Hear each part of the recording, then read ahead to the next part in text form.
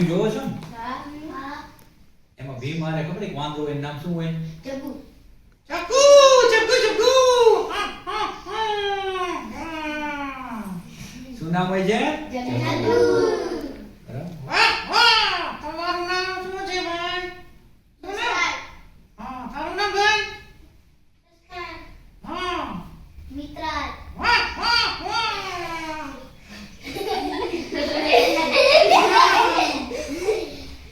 મારું નામ દીપ. હમ સિદ્ધરાજ. હા દીપિકા. હમ મીરા. મીરા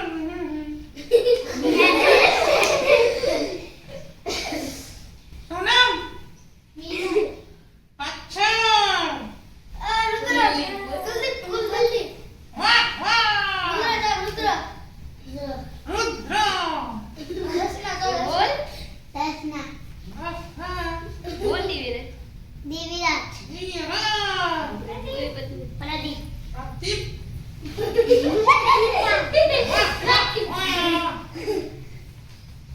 શું નામ મારું? મારું નામ શું છે? ચક્કુ. શું નામ? જગ્ગુ. વાહ વાહ વાહ આનું નામ જગ્ગુ છે. શું નામ છે? જગ્ગુ. જગ્ગુ. બરાબર. આને છે ને વિન્ટ્રોક્વિલિઝમ કહેવાય. શું કહેવાય? વિન્ડો. વિન્ટ્રોક્વિલિઝમ એટલે ગુજરાતીમાં કહેવાય શબ્દ ભ્રમ. બરાબર. એટલે કે ખરેખર આ જગ્ગુ બોલે છે એવું લાગે છે ને? હું જ બોલું છું.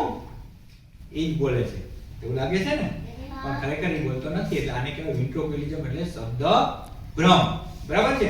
જેમાં આપણે થોડું શિક્ષણ આપીશું, કંઈક એવી વાર્તા કરીશું. બરાબર. વાર્તા સાંભળવી ગમે? હું કઈશ વાર્તા હું જગ્ગુ એમ કે હું વાર્તા કહીશ. જગ્ગુ વાર્તા કહેશે તો ગમશે? હા, અમે બે વાર્તા સંભળાવી. બરાબર. વચ્ચે વચ્ચે જગ્ગુ બોલશે અને હુંય કહીશ. બરાબર.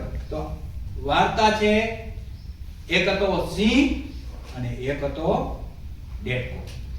ડેટકો કેમ બોલે? Crow crow crow crow crow હા, ડ્રાઉં ડ્રાઉં ડ્રાઉં. ડેટકો એમ બોલે ને. અને ડેટકો ક્યાં રહે? પાણીમાં. અને સિંહ ભાઈ તો જંગલના રાજા. જંગલના રાજા કહેવાય ને. જંગલમાં ખરેખર તાકાતવર કોણ હોય? આ હોય? વાંદરો હોય? ના. કોણ? સિંહ. એટલે એને જંગલનો રાજા કહેવાય. બરાબર. તો ડેટકાભાઈ પાણીમાં બેઠા હતા અને ડેટકો બોલ બોલ કરતો હતો. કેમ બોલે? Crow crow crow crow crow crow crow હા, ડ્રાઉં ડ્રાઉં કરે. અને ડેટકાભાઈ ડ્રાઉં ડ્રાઉં કરે અને જંગલનો રાજા પાણી પીવા આવ્યો. ત્યાં તો ડેટકાએ આમ કર્યું. ક્રાઉ તેને ડ્રાઉં કર્યું એટલે જંગલનો રાજા તો બી ગયો. થોડો ડર લાગ્યો કે આ તો શું પાણીમાંથી આવો અવાજ આવે છે. તે ડેટકાભાઈને તો આમ છે ને મૂછું મરડવા માંડ્યા. આમ ઊંચે ઊંચે ઊંચે ઊંચે ઊંચે આમ એને તેમ થઈ ગયું કે જંગલનો રાજા મારાથી ડરી ગયો. જંગલના રાજાને પણ શું થયું? બીક લાગી હા, બીક લાગી. એટલે આવડમાં આવી ગયા. આપણાથી કોઈ બીવે એટલે આપણને આમ થાય ને, ઘમંડ આવી ગયું. કોને ઘમંડ આવી ગયું? પેટના વાઈને હા, ડેટકાભાઈને. અને ડેટકાભાઈ કેમ બોલે? Crow crow crow crow crow હા, ડ્રાઉં ડ્રાઉં ડ્રાઉં બોલે. એટલે ઘમંડ આવી ગયું એટલે તો બહુ ને બહુ બોલવા માંડ્યા. ક્રાઉ ક્રાઉ ક્રાઉ એવી રાડું પાડવા માંડ્યા મોજથી. અને કારણ કે ઘમંડ આવી ગયું. ત્યાં તો સિંહભાઈ ધીમેથી બહાર રાડું પાડતા પાડતા તળાવમાંથી બહાર આવ્યા. બહાર આવ્યા ને જેવો ડેટકો બોલવા ગયો ડ્રાઉં, ત્યાં તો સિંહને ખબર પડી ગઈ કે આ તો ભાઈ નાનું એવું ડેટકું છે. તરત સિંહભાઈ શું કર્યું? એનો આ પગ હતો એ આમ કરીને પંજો મૂક્યો ડેટકા માથે. અને ડેટકાના શું થઈ ગયા? રામ બોલો ભાઈ રામ હા, રામ બોલો ભાઈ રામ થઈ ગયા. એટલે કે એ ડેટકાનું શું થઈ ગયું? મરી ગયો, ખતમ થઈ ગયો. એટલે આ વાર્તા ઉપરથી આપણે શું શીખવાનું મળ્યું જગ્ગુ? કમાન્ડ ક્યારે કરવું નહીં હા, ક્યારેય ઘમંડ કરવાનું નહીં, અભિમાન કરવાનું નહીં. આપણે જેટલું આવડતું હોય, આપણે જેટલા હોશિયાર હોય, પણ ક્યારેય જીવનમાં આપણે અભિમાન કરવાનું નહીં. કારણ કે અભિમાન કરતો માણસ એવો હોય ઊંચે ને ઊંચે હોય પણ નીચેનું કાંઈ દેખાય નહીં. એટલે ક્યારેક પોતે જ પોતે ખાઈમાં પડી જાય. બરાબર. એટલે ધ્યાન રાખવાનું. બીજી એક વાત કે આપણે જીવનમાં શું કરવાનું? રમવાનું એલા રમવાનું ના હોય. શું કરવાનું હોય? ભણવાનું. બરાબર, રમવાનું તો ખરા જ, પણ સાથે સાથે પહેલા જરૂરી શું છે? હા, ભણવાનું. બરાબર, કારણ કે આપણને જો ભણેલા નહીં હોય તો આપણને ક્યાંય પણ આપણે જાશું તો બસનું બોડી વાંચવું પડે ને, બહારગામ જવું હોય તો એ પણ આપણને આવડે નહીં. અને બધા વચ્ચે આપણી શું થાય? આપણા દાંત કાઢે, બેઇજ્જતી થાય. બરાબર, એટલે એવું કરવાનું બરાબર ને? હા, બરાબર ને? જગ્ગુ પૂછે છે. બરાબર, મજા આવી? વાર્તા ગમી? મજા આવી ને? જો જગ્ગુને પણ મજા આવી, તમને પણ મજા આવી ને? હવે સાથે સાથે છે ને આપણે શરીરનું ધ્યાન રાખવાનું. બરાબર, કારણ કે આપણે મોટા ભાગના બીમાર પડતા હોય ને તો આપણને ખબર છે કે શરીર આપણું સ્વસ્થ હોવું જોઈએ. શરીર સ્વસ્થ હોય તો આપણે શું કરીએ?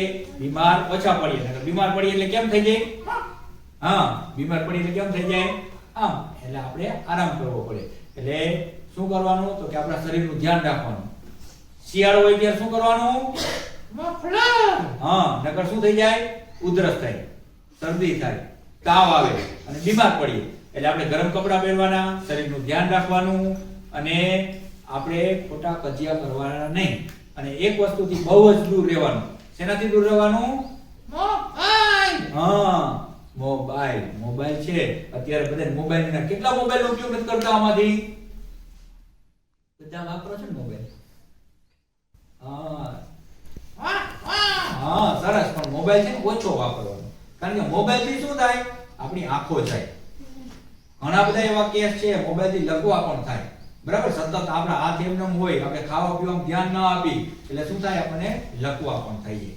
એટલે મોબાઈલમાં કે એવા રેડિયેશન હોય, એવા ઝેરી એવા કિરણો હોય, રેડિયેશન કહેવાય, અને એ આપણને નુકસાન કરે. આપણો મગજ ખરાબ કરી નાખે, આપણી આંખો ખરાબ કરી નાખે, આપણું શરીર ખરાબ કરી નાખે. તો શેનાથી દૂર રહેવાનું? હા, મોબાઈલ. મોબાઈલ થી દૂર રહેવાનું. બરાબર, એટલે હવે આજથી પ્રોમિસ કરો મોબાઈલ ઓછો વાપરશો ને? નહીતર જગ્ગુ શું કરશે? બટકું ભરશે. બટકું ભરવા આવશે. એટલે જગ્ગુ કહે છે આજથી મોબાઈલનો ઉપયોગ ઓછો કરવાનો. બરાબર, બને ત્યાં સુધી મોબાઈલનો ઉપયોગ કરવાનો જ નહીં. પ્રોમિસ. મોબાઈલનો ઉપયોગ નહીં કરો ને?